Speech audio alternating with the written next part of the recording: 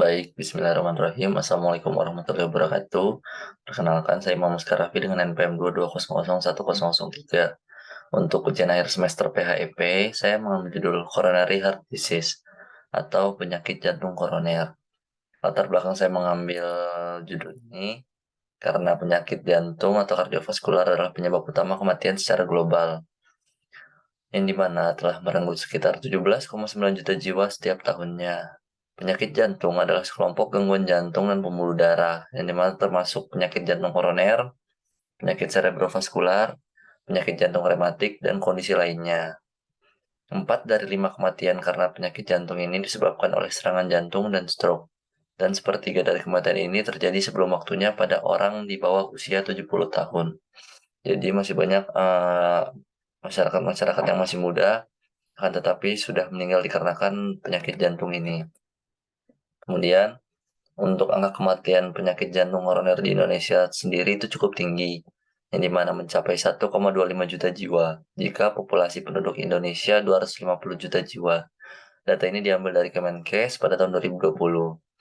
Untuk hasil riset kesehatan dasar pada tahun 2019 menunjukkan bahwa sebesar 1,5% atau 15 dari 1.000 penduduk Indonesia menderita penyakit jantung koroner.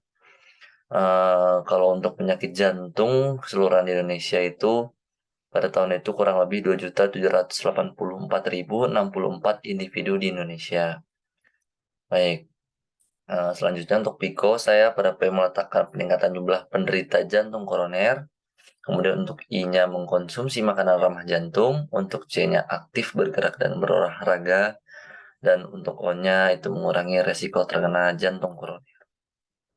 Sebelumnya, apa itu jantung koroner? Jantung koroner kalau menurut WHO atau Organisasi Kesehatan Dunia, itu penyakit yang dimana adalah ketidaksanggupan jantung akut atau kronis yang timbul karena kekurangan suplai darah pada miokardium sehubungan dengan proses penyakit pada sistem nadi koroner. Nah, secara simpelnya penyakit jantung koroner adalah itu disebabkan karena penyempitan arteri koronaria akibat aterosklerosis atau penyempitan dan pengerasan pembuluh darah arteri yang diakibatkan penumpukan plak di dinding pembuluh darah. Penumpukan plak ini biasanya terdiri dari lemak-lemak jahat atau kolesterol. Kemudian penyakit jantung koroner merupakan kelainan miokardium akibat insufiensi aliran darah koroner oleh arteriosklerosis yang telah saya jelaskan tadi. Itu penyempitan karena adanya lemak-lemak atau plak di antara pembuluh darah yang menyebabkan aliran darah itu tidak lancar. Kemudian untuk tanda dan gejalanya sendiri, adanya nyeri pada dada, kemudian ada rasa tertekan di daerah dada, rasa berat di dada, kemudian rasa mual atau nyeri di ulu hati, kemudian keringat dingin dan rasa terbakar. Untuk rasa terbakar sendiri ini sama di dada juga. Jadi intinya jika ada tanda atau gejala yang terdapat di sini pada dada, misalkan kita merasa nyeri dada atau ada rasa terbakar pada dada kita, sebaiknya kita langsung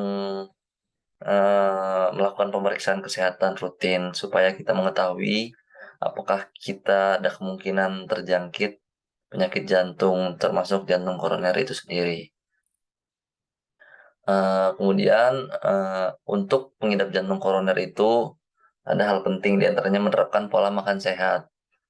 Obat memang dapat melindungi pengidap jantung koroner dari komplikasi serius. Namun selain meresepkan obat untuk mengurangi tekanan darah, dokter biasanya juga merekomendasikan pengidap untuk menjalani pola makan sehat. Di antaranya pola makan sehat itu ada makanan ramah jantung. Untuk makanan ramah jantung sendiri, pertama itu ada konsumsi biji-bijian utuh. Biji-bijian yang dikonsumsi seperti beras merah, jagung atau gandum merupakan sumber karbohidrat yang bisa menurunkan resiko seorang mengidap berbagai penyakit. Karena biji-bijian kaya akan vitamin B, serat, protein, antioksidan, magnesium, zinc, dan zat besi yang dapat mencegah beberapa penyakit seperti penyakit jantung. Kemudian konsumsi kacang-kacangan.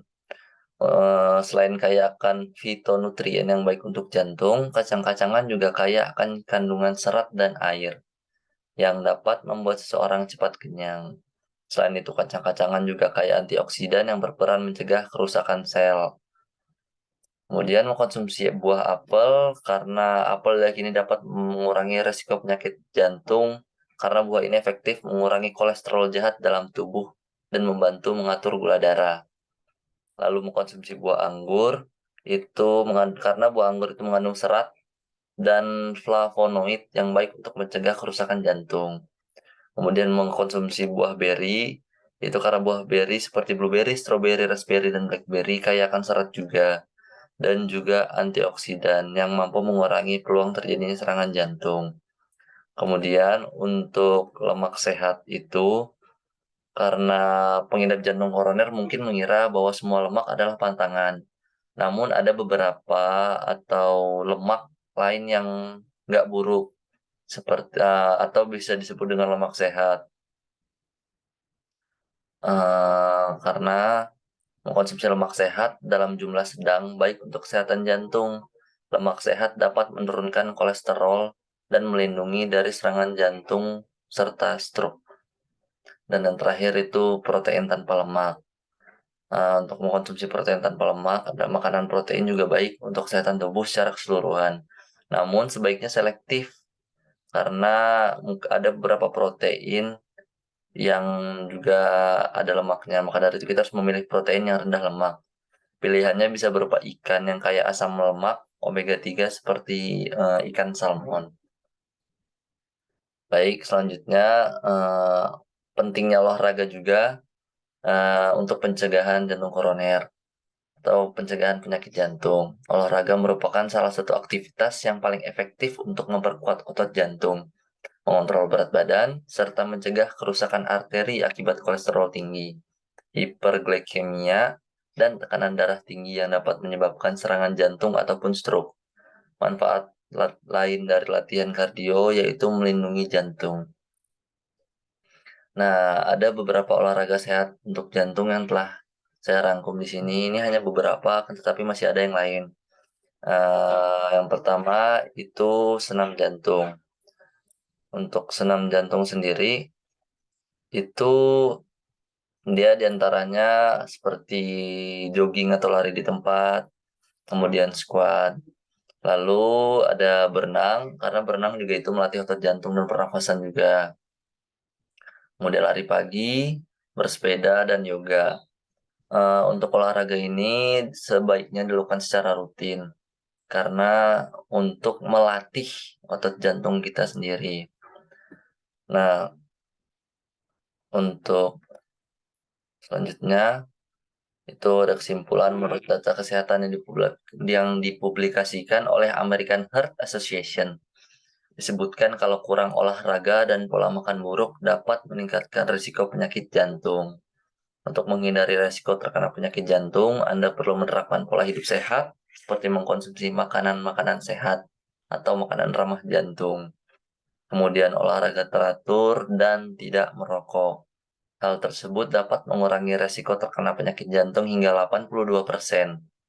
Akan tetapi, orang yang berusia 70-90 tahun yang biasa hidup sehat juga dapat menurunkan resiko kematian akibat penyakit jantung sebesar 66%. Untuk pengobatan penyakit jantung sendiri ada seperti yang dijelaskan tadi, kita harus berhenti merokok, berolahraga secara teratur, menjaga berat badan ideal, mengelola stres dengan baik, mengkonsumsi makanan bergizi lengkap dan seimbang, serta mengurangi atau bahkan harus berhenti mengkonsumsi minuman beralkohol. Sedangkan untuk pencegahannya seperti yang di awal saya jelaskan tadi, ada mengkonsumsi makanan-makanan sehat, tidak merokok dan berolahraga, serta memeriksa kadar glukosa darah. Kemudian tujuannya untuk mengetahui apakah Anda mengidap penyakit diabetes atau tidak. Karena biasanya penyakit diabetes adalah tangga atau jalan menuju jantung koroner. Mungkin sekian penjelasan dari saya. Kurang lebihnya mohon maaf. karena kesempurnaan hanya milik Allah semata. Hadza wallahu ya'lana wa yahfazuna walhamdulillahirabbil alamin. Assalamualaikum warahmatullahi wabarakatuh. Terima kasih.